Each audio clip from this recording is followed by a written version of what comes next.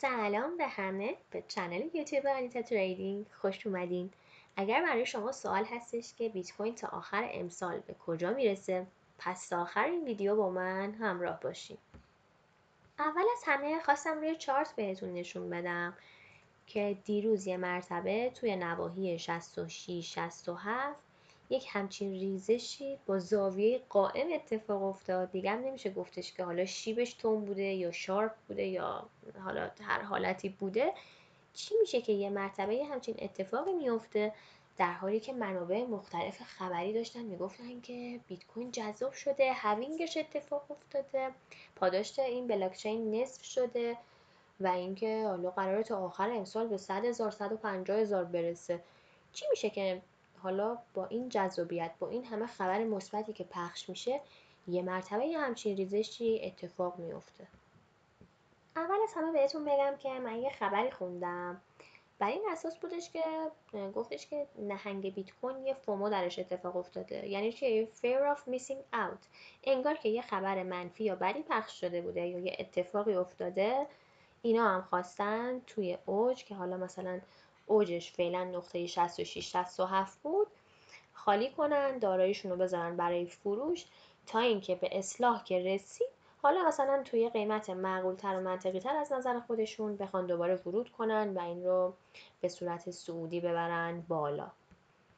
نکته حائز اهمیت این هستش که خب ما باید استراتژی خودمون رو داشته باشیم، حواسمون باشه که به موقع با این نهنگ ها در واقع سوار موج بشیم و حواسمون باشه که با اینا حالا تو زمانی که ریزش هست تو تایم مناسب بفروشیم، تو تایم مناسب ورود کنیم.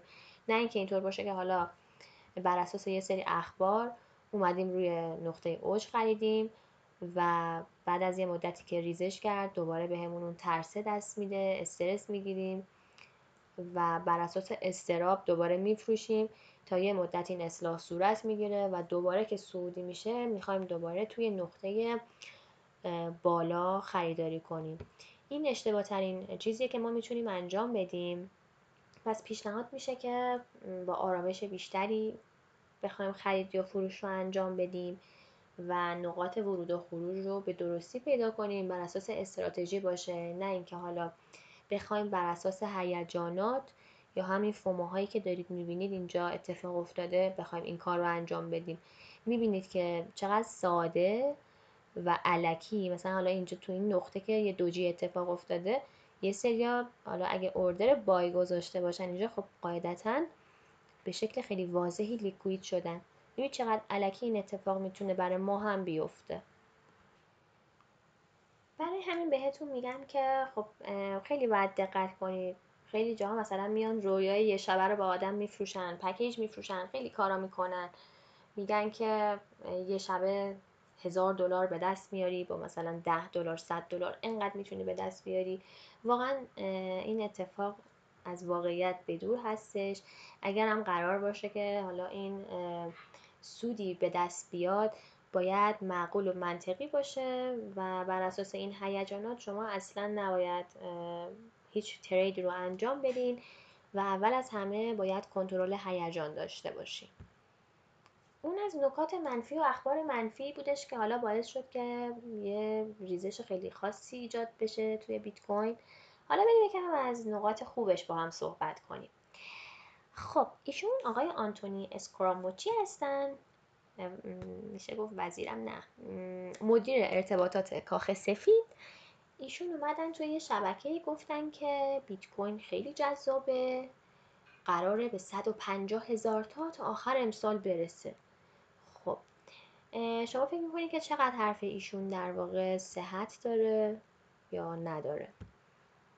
یکی از نکاتی که بهش اشاره کرد این بودش که حالا قیمت ETF ها میتونه خیلی جذاب باشه بر اساس اینکه حالا متقاضیان زیادی داره، مارکت وضعیتش داره بهتر میشه، پاداش این بلاکچین نصف شده، پس میتونیم بگیم که متقاضیانش بیشتر میشن، ماینینگ جدیدی قرار اتفاق بیفته و حالا یک شبکه جدیدی از بیت کوین قرار بعد از این هاوینگ اتفاق بیفته.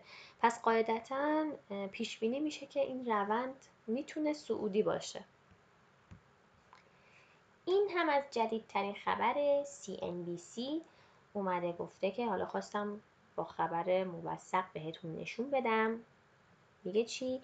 پیش بینی ها بر این اساسه که بیت کوین به 150,000 تا میرسه تا کی؟ تا آخر امسال.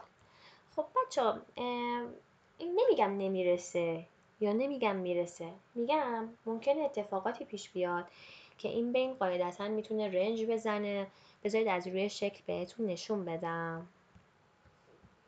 خب اینم از شکلش. البته من بیشتر روی تایم فریم 5 دقیقه و 1 ساعت هستم. اون دیگه حالا سلیقه‌ایه که شما بخواید رو تایم فریم 15 دقیقه‌ای و 4 ساعت باشین یا استراتژیتون بر اساس معاملات روزانه هست یا نه. این دیگه کاملا میتونه به سلیقه یا اون نظر شخصی تریدر برگرده. توی این قسمت بیشتر هدفم این بودش که الان بیام به شما یه نکته جالبی رو بگم که شما هم بخواد یاد بگیرید.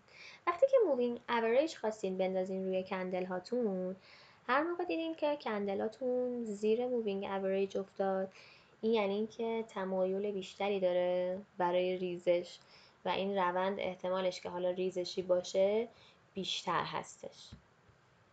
و همینطور وقتی که دارید تو این شکل میبینید الان این کندل ها بالای مووینگ ما افتاده، پس تا وقتی که این بالا هستش ما میتونیم این حدس و گمان رو داشته باشیم که روند به صورت صعودی خواهد بود. بازم همه اینها بر اساس احتمالاته و با بررسی و دقت بیشتر باید این کار رو انجام بدیم. به پایان این ویدیو نزدیک شدیم و من شما رو تو ویدیوهای بعدی میبینم. مرسی که تا اینجا با من همراه بودین.